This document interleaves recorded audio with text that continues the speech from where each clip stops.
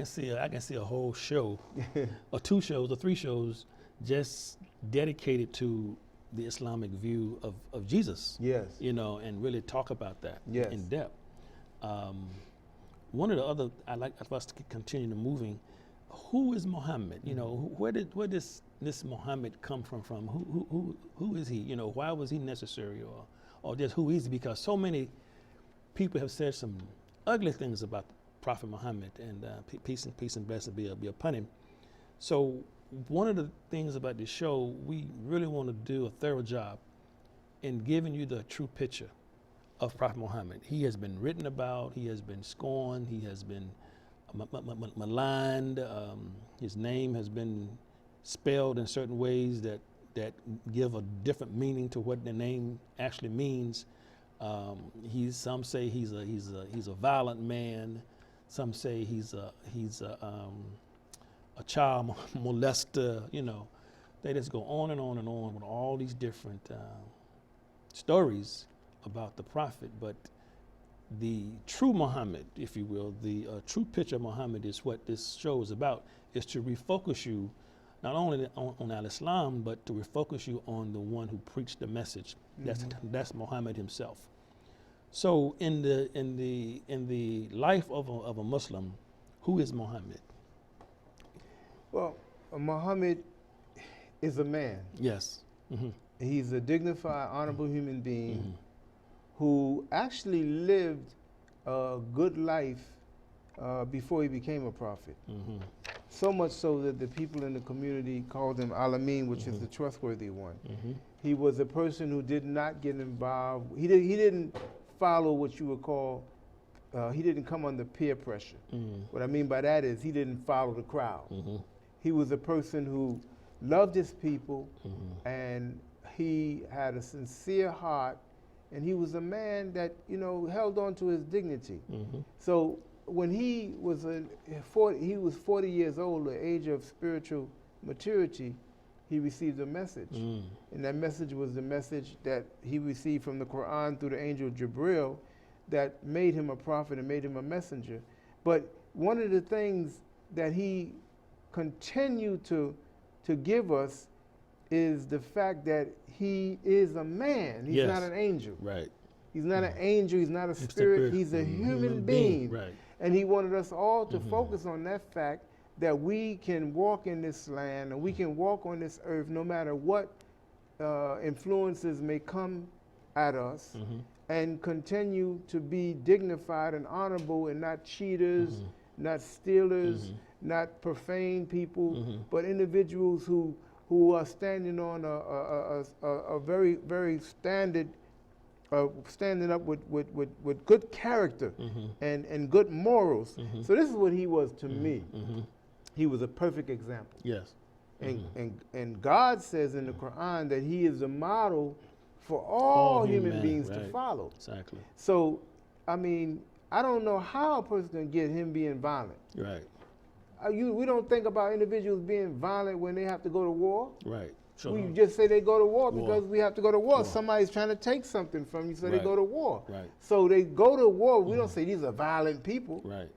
No, he wasn't a violent man. He went to war because he was forced to go to war. Right. But he's a very patient man, calm man. He was an individual who, even when he was praying and some of the people who did not like the message that he was bringing would throw stuff on him and try to disrupt him. He didn't let any of that cause him to do anything to those people. Right. In fact, he realized that a lady that was throwing garbage and stuff on him, that she was no longer there, and he found out that she was sick. He went to visit her. And she realized that he found out that she was the one, and he went there just to speak to her and pray with her and that kind of thing. She eventually took her shahada, became a Muslim because of the kind of man he was. Yes. Another point I want to make on this one, Imam, if you don't sure, mind, go ahead. is when he was going through so much hell in Mecca, he went to Taif. Yes. Because he felt that maybe he can bring the message to them. Right. And some of the people in Taif had gotten their young ones to throw stones at him. Right. They threw stones, they pelted stones at him. and it was so much so that blood was coming down, right. and you could hear the It's gushing in the sandals yes. because of all of the blood. Right. So when he reached a certain point, when he was coming out of the city, the angels came to him and they said to him, "You just give us the word, Muhammad, and we will bring the mountains down on these people." Right. Now I want our audience to understand that when you are in the heat of the battle, when somebody is beating on you, you could tell something is rising in you because you're being pelted with stones. Yes. So that's an excellent time for you to say, "Yeah, kill them all." That's right. Yeah. He didn't do that. That's right.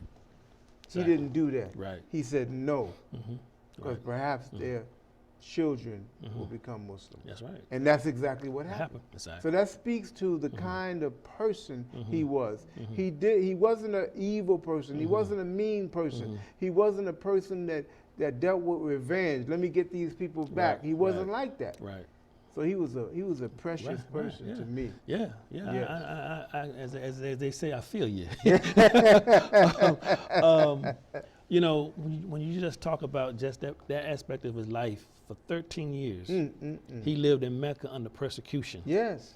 and he didn't strike back. No. He was boycotted. He lost his wife, his uncles, and so forth, and because due to persecution. I mean, he was for 13 years.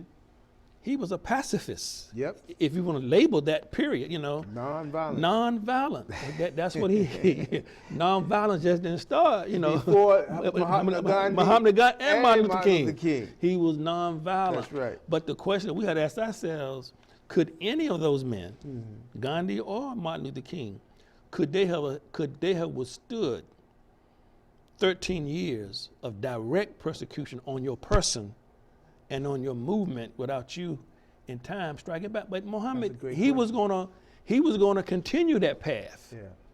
It was a revelation had to come to him before he decided, reluctantly really, To fight back. Yeah. Yeah. And God had to tell him, he said, you may be avoiding something that may be good for you. Right. And then even when he got to the point where he began to defend himself physically, there were rules of engagement That's right. that he was given by Allah, telling him, don't kill women, do not destroy fruit trees, Right. do not go to a monastery and kill those inside who are worshiping there, the people, pious people. Right. Do not kill them. So there were rules of engagement. So what we see today that's going on with these extremists and these terrorists is nothing that the prophet taught. That was not his example. You cannot find one example in the life of the prophet where he did these horrible things, these horrendous things. I don't know what book they're reading. Me either, brother. I don't. That's right. But they're not reading the Quran. That's right. Or if they're reading the Quran, they're mistranslating it. Right. Okay. Mistranslate and They're misinterpreting mistranslating it. and Misinterpreting misinterpreting it. Right. That's right. And that's Right. all it would Right. have to be that way, because Exactly. if they're following Muhammad, they Right. wouldn't act They the way wouldn't. They wouldn't do. do that. I mean, again, as you mentioned, that we can't compel anyone to become Muslim. Right. Okay. The rules of war, as you mentioned, not doing those things. And these Right. people are killing Innocent people. They're killing They have Muslims. nothing to do and with they're it. killing Muslims They're too. killing Muslims Right. and saying we're killing them because they're all with it. Right. That's not correct. That's Right. not Islamic at all. Right. So what we see these people doing is nothing of the character as he's describing in the Quran, and say, in Muhammad you have the most excellent example. That's for right. anyone whose hope is in God and the last day. So The that's last any day. human being. You can look, a Christian can look at Muhammad and get guidance and get wisdom for their life. A Jew, a Buddhist, anybody, they can look at Muhammad's life and get guidance. And I encourage people to really take a serious look at the life of Muhammad and read it from Islamic sources. You know, that's better, important. right? Well, I mean, it's important that, Yeah. that people go To to the the authentic sources and to the practitioners of their faith. That's right. You know, what do I look like being a Muslim, gonna critique Christianity from that's okay as a scholar, but as an honest scholar, as an honest scholar, will look at the authentic sources of that faith or that person, and then do the comparative analysis. You know, Right. many people are critiquing Islam. They never read the Quran in its original language. Right. They That's right. they never studied the Sunnah of the Prophet. That's right. You know, so that brings up the next point. What is Sunnah? You know, I know people have heard this term sunnah. You know, how would you define the word sunnah? The sunnah is the way, and really it's the way of the prophet. And you know, to break it down simply, is the dealing with what the prophet said, what the prophet did, what he tacitly approved. So what we have the Quran, but we also have the guide, as you mentioned, a person to guide us through this workbook. Yes, that's right. Or through this manual. So he said things, and he did things, and all of this is incorporated in what we call the hadith, but it's the sunnah following his pristine example. Right. So we're following him in his pristine example. This is what it is. For instance, someone said, the prophet said, our religion is based on 5. And he went into Shahada, which is bearing witness that none deserves to be worshipped except Allah, and Muhammad is his messenger. Salat, praying 5 times a day. Zakat, giving to charity. Siyam, fasting the month of Ramadan. And Hajj. So he said that. So those who heard him say it, we have this. Over 1,400 years ago, everybody's saying the same thing. Then we also have something that he did. Someone said, I watched the prophet when he made wudu. And he took the water and he went over his right hand 3 times. Then he went over his left hand 3 times. Then he went into his mouth and nose 3 times. Then he went and he washed over his face.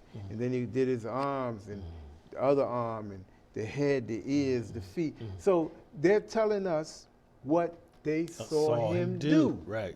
Observation, yeah. Observation. So we have what he said, we have what he did, and what he tacitly approved. Right. Whatever it was that they were doing in that time, that he lived with them, if he didn't say anything about it, then it was acceptable. Right. Because as a prophet, he can't do like you or me might do. Right. We might see something being done that's wrong, we might not say anything about it.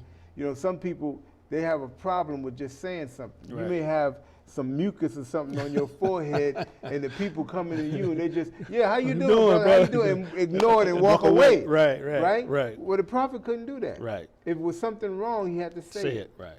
So if it was existing in that time and he didn't say anything was wrong with it, then it was okay. It was acceptable. Right. And so that's the tacit approval. Mm-hmm. So this is what we believe in. So when we say we follow the sunnah of Rasulullah, and some of the brothers in our community, they speak about the uswa. Yes. The uswa, which is Rasulullah uswatan hasana. Yeah. Yes, his uswa. Yes. Yeah, so his way. His way, right. But what some people misunderstand is it's still the sunnah. It's the sunnah, yeah. It's the sunnah, his way. His and way, the only way you can get to know that Right. is through going through the hadith.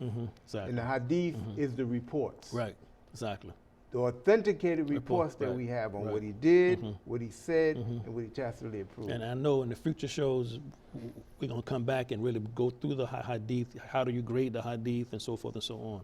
And you really, when you talk about the isnad, the chain of transmission, it's a very scientific and very profound way It is. that people were able to come up with this way of authenticating what it's really testing to see whether or not what people said about the prophet was actually the truth. Yeah. So there are some texts today that didn't go through that kind of scrutiny. Yeah. You know. And I think we have something very powerful yes, because people have tried to make it appear as though, you know, it's about just the pen and the pad. Right. But we've had oral traditions for thousands of years. Exactly. Oral traditions. Exactly. Been very, very, very That's strong. Right. Exactly. And people want to try to weaken that. And so I know that in school they give us a little game to play, and the person says something to somebody, and they pass it around the room, and when it gets to the last person, right, try to destroy that whole idea of oral tradition. Right. But it's not true. It's not. And we know it. That's right. The oral tradition is strong. And we know that from when we were studying lessons and stuff. That's right. You knew it word for word. Right. Okay? Because you memorize that stuff. Right. So you have these people, even in Africa, Goriets, they learn, they have this oral tradition. They are the container for their tribe's history. They are. Right. They are. And so we had no problem with the Muslims memorizing the Quran. Right. And we have so many people Millions who of have people. memorized the Quran. So they are the book. Right. Like one time they were asked, what was the character of the Prophet? And he said, his wife, It's Aisha, yes, Roland. she said, may Allah be pleased with her, she said he was the walking Quran. Quran, yes. So we have men and women who have memorized the Quran or like the walking Quran. Yes, yes. And that's what the Quran is. It's something to be recited. Recited. This is not, this mushaf, they call it. Mushaf. This is not the Quran. This is a mushaf. This is, as you said, this is the Quran that's been written down. Yeah. I just want to give the audience some samples of some of the sayings, some of the oral sayings of the Prophet. The first one I'd like to share is he says, no one can be a believer until he wishes for his brother what he wishes for himself. That's on par with what they say in the church oftentimes that am I my brother's keeper? Am I my brother's keeper? Am I my brother's keeper? So that's some of the wisdom of the Prophet. Then he says, it is not befitting for a believer to sever his relationship, not be on speaking terms with his brother for more than 3 days. Right. So he put a limit on things. This is really about strengthening the bond in relationships. You know, not only this principle of not going 3 days without speaking to someone that you may have had a conflict with. Right. That could resolve a lot of problems. Could resolve a lot of problems in our family, That's you know, right. in the community, That's right. at work. That's right. You know, and globally. You know, that where we would speak to each other, you know, even in the midst of us having a dispute. And it also brings about the idea of forgiveness, you know, that you have to forgive people. You know, you just can't just hold grudges for 1,000 years. That's right. That's so true. Yeah. And then this one, it says, the one who is ungrateful to others is ungrateful to God. So, so if we get a blessing or help or assistance from another human being, know that this is coming from God. Right. If it's good. Right. If And it's good. the Yeah. hadith that you just mentioned, the way I've seen it written, so people could really understand it, is like, it says that if you don't thank the people, Right. you don't thank God. Right. So it's like, Right. you Right. know, You some haven't people thanked think God, you yeah. can't thank a Right. person. Right. No, you can and you should. That's right. I think it's important to do that. Right. That helps Yes, people because yes. you did something good for me. Right. And I thank you. Right. That's helpful. Right. And Exactly. now I'm not becoming an ingrate. Right. I'm You're showing gratitude. Right. Yeah. Exactly. And there's a lot more. The next one says actions and deeds are judged by are based on one's intention. You know, that's important. Again, I've had people who wanted non-Muslims who asked me could they fast during the month of Ramadan. I said, why you want to fast? So I can lose some weight. You know?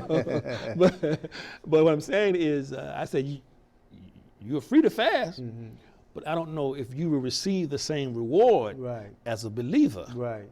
And when you understand the intent that a Muslim fast is not to lose weight, but it's to obey Allah, and it's to really commemorate the revelation of the Quran that came to our prophet. So, so when you're talking about intentions in matters, that's so important, you know. And if you lose weight in the process, fine. it's all good. But that's all good. That's not the reason. That's not the intent. Motivation. That's right. Exactly. That's right. And I like this one where it says that the best approach in everything is moderation. Is moderation. Yes. That's so important. Yes, it is. And we be in the middle community. Yes. We're right down the middle. Ummatul wasit. That's right. Right down the middle. Right Not down too the far to the right, right, not and too far to the left. left. But right down the middle. Right down the middle. Balance. We balance. do things in moderation. Right. That's right. Exactly. Alhamdulillah. That's beautiful. Then this final one that we'll read is the upper hand giving is better than the lower hand that's receiving. So he said the hand like this that gives is better than the hand like that. Why do you think he said that, baby? I thought about that, and of course, the person who has received a lot but is giving, it really speaks to them really trying to be true to the nature of the human being that God has created them in. Whereas the person who's receiving may be a person who's not even trying to get anything. It reminds me of the saying that the person who, you know, the person, I think he was asking for something and he was given a axe or something. Right. I know. The story is that the man came to the prophet asking him for some sadaqah. Right. And then prophet asked him, "What do you own?" He said, "I own a bowl," you know, and a mat, I believe. He said, "Well, take this to the marketplace and sell it." And or barter. I guess back then they didn't have money, so I guess they bartered. He said, "And exchange it for an axe and go chop down some trees and sell the wood." Yeah. So he was encouraging people to be productive. And because there's no dignity in being a beggar. Right. Yeah. Right. And I know Sheikh Kenneth Muhammad used to say here a lot. He say beggars.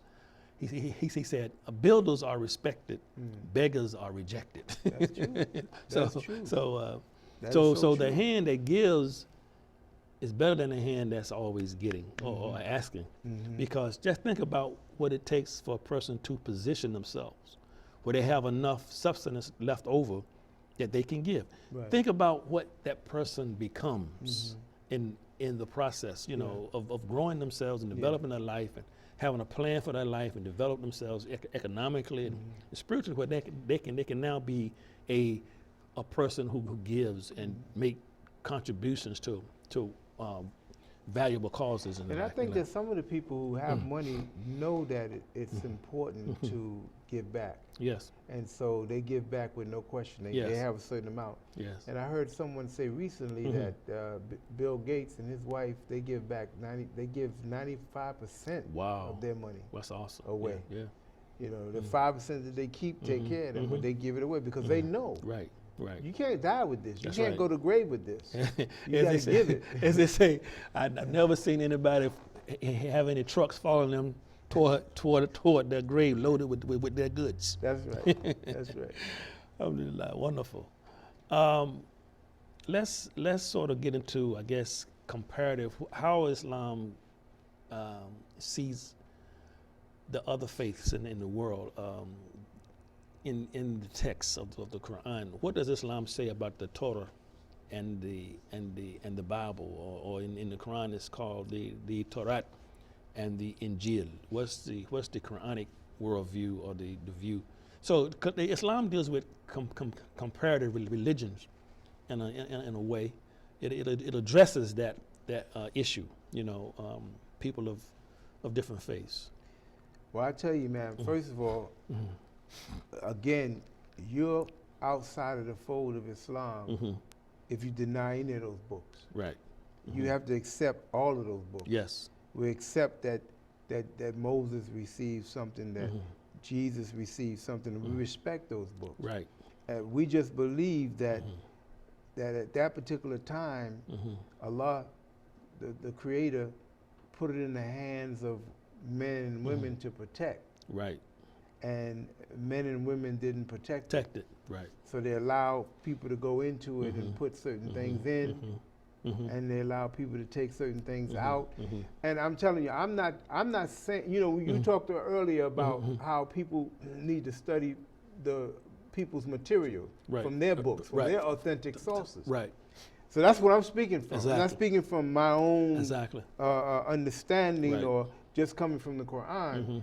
I've been in seminary. Yes. And being in the seminary, I know that they can tell you how the Bible was formulated. Right. Yes. And they say these were spiritual people. Right. Guided people, but they have different groups that put different things in, different groups that took different things out. Right. They say that. Right. Exactly. Okay? Exactly. So because of that happening, Allah the Creator sent us Muhammad, peace be upon him, with the Quran, which is the last testament. Right. I call it the last testament. Right. It's the last testament. We have the first testament, you know, second testament. We have all these other books that came, Old New Testament. Right, the New Testament. Right. And I know that when you say Old and New Testament, you know what you're talking about, right? Christian language. Right. That ain't Jewish language. Exactly. That's Christian language. Right. The Old Testament, Testament the and New Testament. Right. Okay. Mhm. So I'm saying now we got the last testament, Right. and that is the Quran. Right. And it confirms a lot of what we see in those books. Exactly. And so what we're supposed to do, we're not supposed to confirm or deny anything in those books, because Right. we don't want to confirm something that's not correct. Right. And we don't want to deny Mhm. something that's not, that denies something that is correct. Right. Exactly. So we look at the Quran, and whatever the Quran says is what we go by. But it doesn't mean that we don't respect them. Exactly. Our religion teaches us to respect all people. Exactly. And we respect them, we respect their faith, respect what they believe in. Mhm. We hold their books high. I have Bibles on my shelves Yes. right along with the Quran. Right. Right. Yeah, one of the things that's unique about the Quran, it refers us to these other texts. Yes. It says, and you will find this in formal scriptures. You know, Yeah. it tells us to. It refers us. It points us to. So you go back and study what came before you. You know, it makes reference to these books. I just want to read, because I don't think we have about several minutes left for the show. I just want to read a passage from the Quran, from Surah 5, chapter 5, verse 46 through 48. Okay. It says, then in the footsteps of those prophets, Abraham, Isaac, Jacob, David, Moses, and others, we sent Jesus, the son of Mary, confirming whatever remained intact from the Torah in his time, and gave him the Injil, the gospel, wherein was guidance and light, confirming what was revealed in the Torah, a guidance and an admonition to those who fear Allah. Therefore, let the people who follow the Injil judge by the law which Allah has revealed therein. Those who do not judge by the law which Allah has revealed are indeed the transgressors. To you, O Muhammad, we have revealed this book, Al-Quran, with the truth. It confirms whatever has remained intact from the books which came before it, the gospel, the Injil, and also to safeguard it. Therefore, judge between them according to Allah's revelations, and do not yield to their vain desires, diverging from the truth which has come to you. We have ordained a law and a way of life for each of you. If Allah wanted, this is a key point, if Allah wanted, he could have made all of you a single nation. But he willed otherwise in order to test you in what he has given you. Therefore, try to excel one another in good deeds. Ultimately, you all shall return to Allah, then he will tell you the truth of those matters in which you differ. Yeah, that's beautiful. That was beautiful. That's I it. mean, so he tells you how inclusive the Quran is and how fair it is. That Allah says, it shows you again, addressing the point that there's no compulsion in religion. God says if he wanted us all to be the same, he would have made us that way. That's right. That's He would have right. made us that way. Absolutely. So some people get frustrated because people are not converting to my faith. You see people who are proselytizing. They're gonna try to turn a whole nation into, make it like them, Right. and then they get frustrated when it don't happen. So then they begin to use, as you said, some of those tactics to try to win hearts over by giving them things and gifts and trinkets. Yeah. But it's really not a matter of faith. It's because I can get this from you. Right. So I'm gonna hang close to you, Right. so I can get a meal or so I can get some medicine. Right. But have you really touched the heart? Yeah. Have you really changed the mind? And you know what I believe too? I believe that when we are really practicing Muslims and we're doing it the way it's supposed to be done, we actually help other people practice their religion even better. Yes, I agree. Because they see how we're doing and they say, wow, you know, man, I've had many people have come to me and say, you know, I'd rather come to you than talk to my own priest Wow. or the reverend or whatever, because it seems like you got one face. Every time I see you, it's the same. Right. And I've seen other things happening on the side over here. So we are able to help people to get back in the good graces with their own community right. and their own way of life because they see how we act. Exactly. And I know that a lot of converts in Islam, when you convert to Islam, you have a testimony to make that because, as you just said, because you became a Muslim and you changed your life, your change impacted even members of your family who were nominal Christian maybe. And because of that, they became better practitioners of their faith. That's right. So I think we have reached the end of this show. And we thank Allah again for blessing us to be on this show. And we thank you for listening and tuning in. And we pray that you will be here again next week as we air this show. And we look forward to Imam Salahuddin Muhammad being on the show.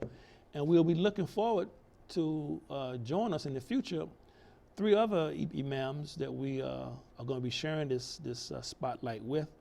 Imam Abdul Hafiz Wahid from Durham, Imam Gregory from Durham, and Imam Munir Muhammad from Durham as well. So we look forward to them being on the show in the very near future. Again, we thank you, and may Allah guide us to the true path, and may He purify our hearts and make right our intentions. And we pray Allah's blessings and mercy be upon you all. Assalamu alaikum wa rahmatullahi wa barakatuh.